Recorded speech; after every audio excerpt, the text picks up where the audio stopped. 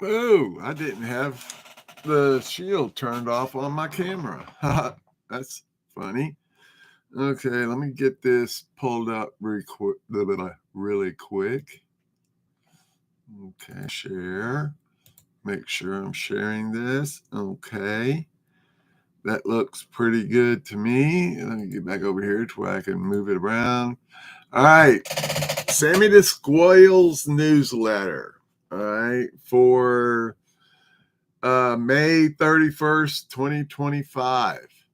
All right. It's the weaponization of the Constitution, how liberals twist rights to undermine freedom, by Sammy the Squirrel.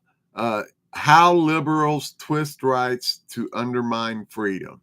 As a patriot, I've watched with growing anger as principles that built this nation, liberty, justice, and the rule of law, are twisted into tools for division and control. The U.S. Constitution, that sacred document forged in the fires of the Revolution, was meant to protect our God given freedoms. Yet, time and again, those who call themselves liberals have wielded it like a weapon, exploiting its protections to bend and even break the very laws it's meant to uphold. They hide behind free speech to spew hatred, cloak lawlessness in the guise of rights, and rely on a complicit media to sanitize their actions. From the founding of our republic to today's chaos, this betrayal has deep roots and it's time we call it out.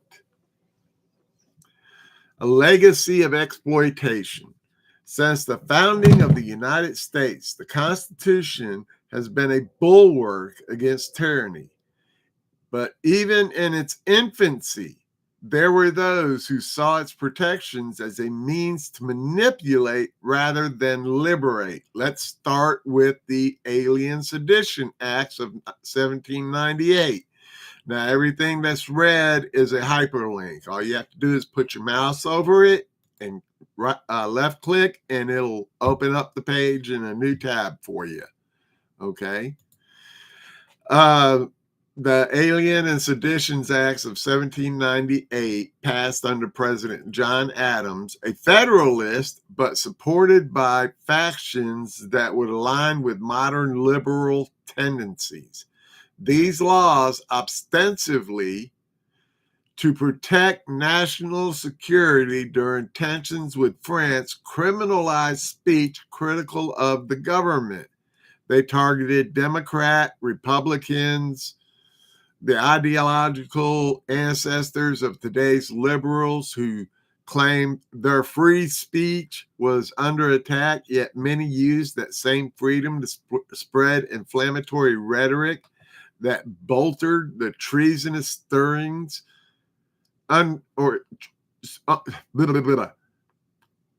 rhetoric that bordered on treasonous, stirring unrest while dodging accountability. The acts were repealed, but the precedent was set. Cry free speech to shield the divisive rhetoric that then used to undermine order. Fast forward to the Civil War era, the abolitionist movement. Again, just click on it and it'll open it right up. Okay. And often lionized as a liberal triumph, wasn't always pure in its use of constitutional protections. Some abolitionists were morally right to oppose slavery, exploited free speech and press to publish incendiary pamphlets that incited violence, like John Brown's raids. Again, just click on it and they'll open up, which destabilized communities and pushed the nation towards war. They hid behind the First Amendment, claiming their cause justified breaking laws against incitement. The Constitution became a shield for chaos, not a tool for reasoned debate. In the 20th century, the pattern continued. During the civil rights era, liberal activists rightly fought Jim Crow laws, but some groups like the Black Panthers used Second Amendment rights to arm themselves in ways that intimidated communities and provoked violent confrontations. Their right to bear arms was less about self-defense and more about projecting power, bending the law to their agenda while claiming constitutional sanctity. The media of the time often romanticized these actions, ignoring the fear and division they sowed. Now, I was alive at this time, and I remember watching this on the nightly news because we as children were forced to watch the nightly news with the entire family in the living room. I mean, just imagine about 30 people sitting in a gigantic living room watching one humongous TV, radio, record player, 8-track player,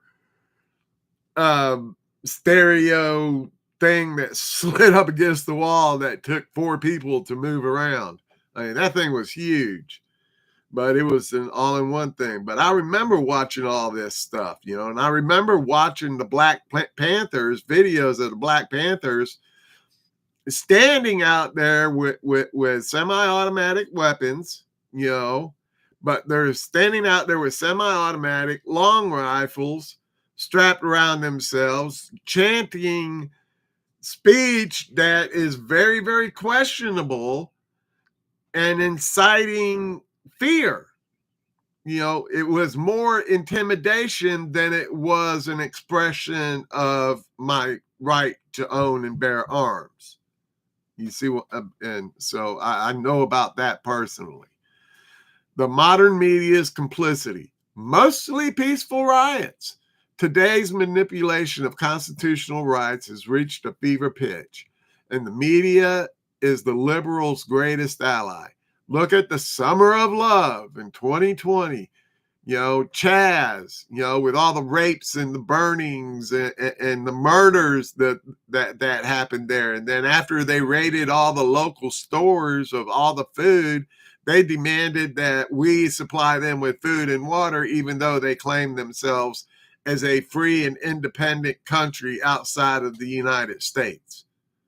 But they still expected all the rights and privileges of a United States citizen, although they're not claiming to be part of the United States.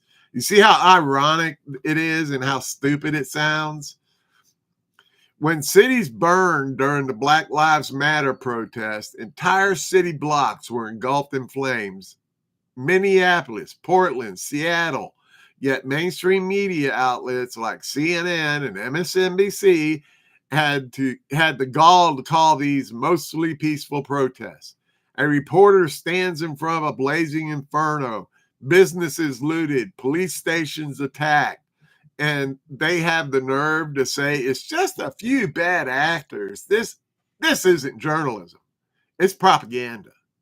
They invoked freedom of assembly to excuse riots that destroyed livelihoods while ignoring the rights of citizens to live free from fear and violence.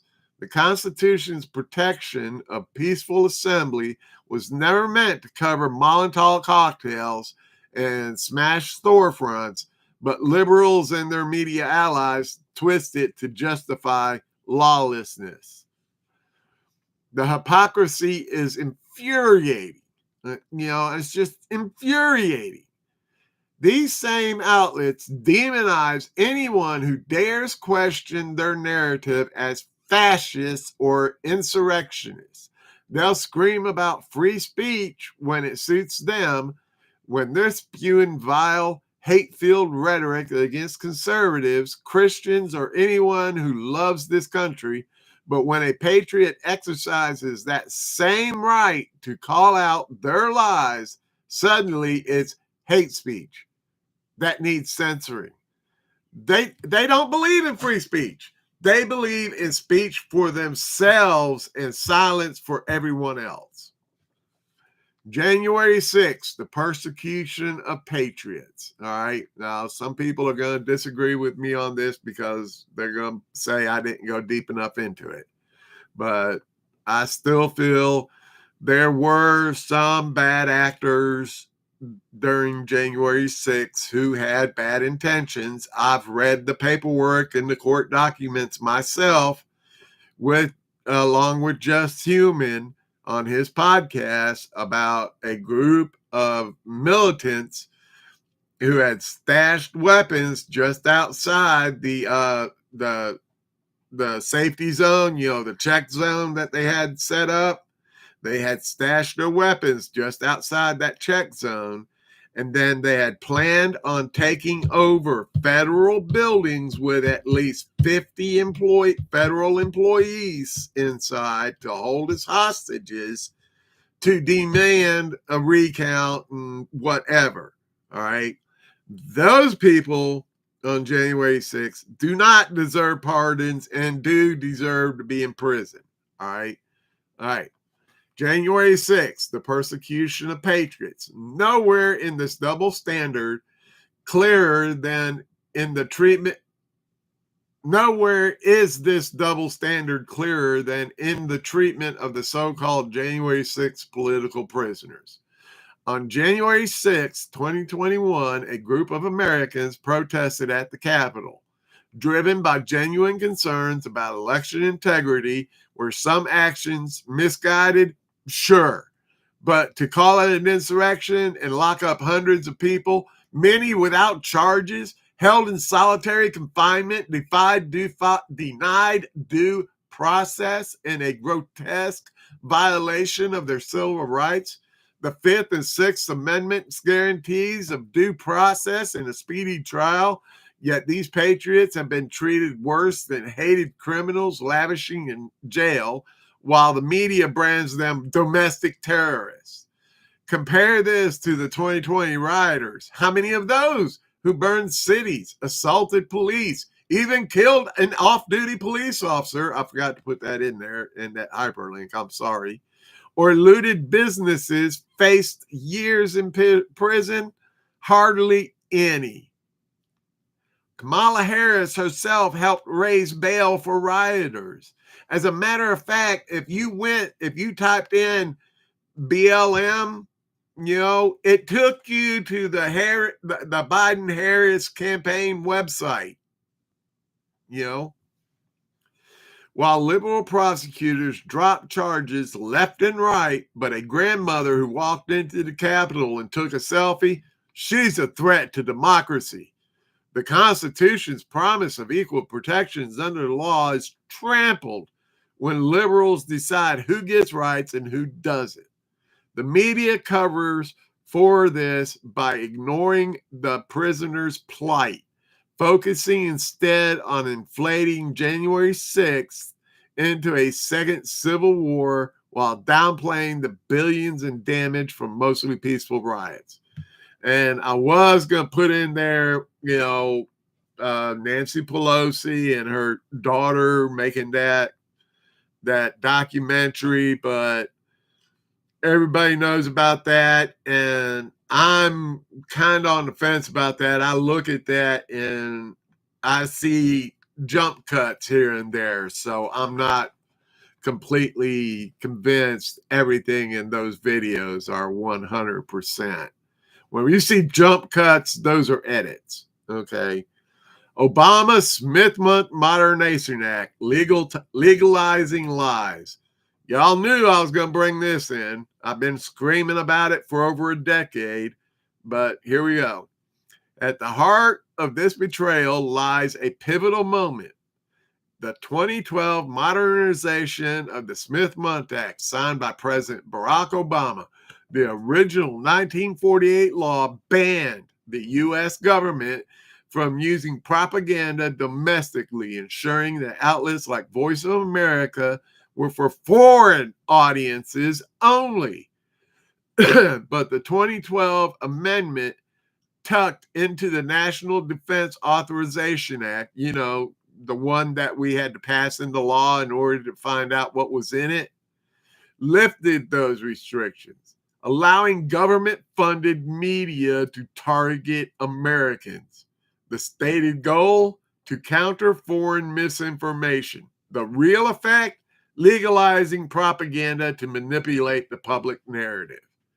This change supercharged the media's ability to cover for liberal abuses of constitutional rights. Now outlets can simply amplify government-approved messaging while claiming First Amendment protection. The mostly peaceful lie is a direct result. Media parodying a narrative that excuses violence and lawbreaking under the guise of free expression. The Smith Modernization Act gave the green light to twist facts, smear dissenters, and sanitize chaos, all while hiding behind the Constitution. It's why we see cities burn on TV while reporters call it peaceful. It's why January 6th protesters are vilified as traitors, while rioters are painted as freedom fighters.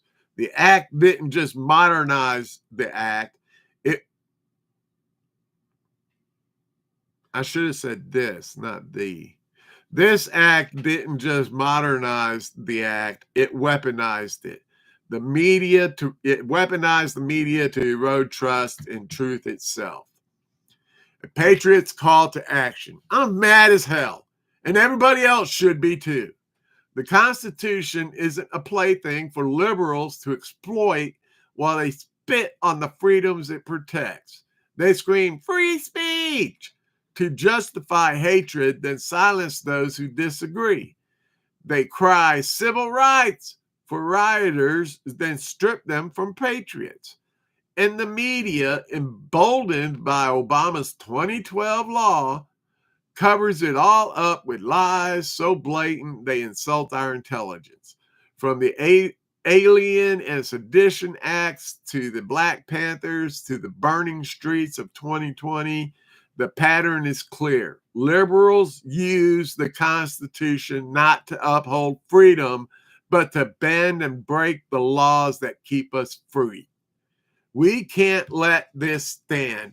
Patriots must demand accountability, call out the media's lies, defend January 6 prisoners, except for those certain few who did have bad intentions, and expose the Smith Month Act's role in this mess on all of our social media sites.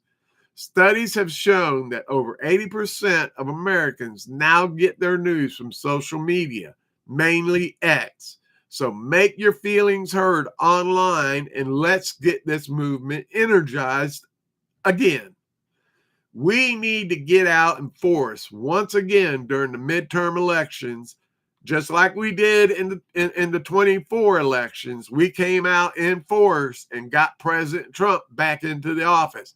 Now we need to do the same exact thing. Get out in force, all right, again in 2026 and give President Trump a supermajority in Congress so he can pass bills into law that are very hard to overturn than it is for the next Democrat president to overturn an executive order. The Constitution is our shield, not their sword. It's time to take it back. All right. What did y'all think of my little, oops. Come on, go away. What did y'all think of that one? Please comment. Let me know if I'm doing good. Okay. Let me know if, my writing style is improving, and any helpful hints would be greatly appreciated. Until next time, y'all, have a great day. God bless.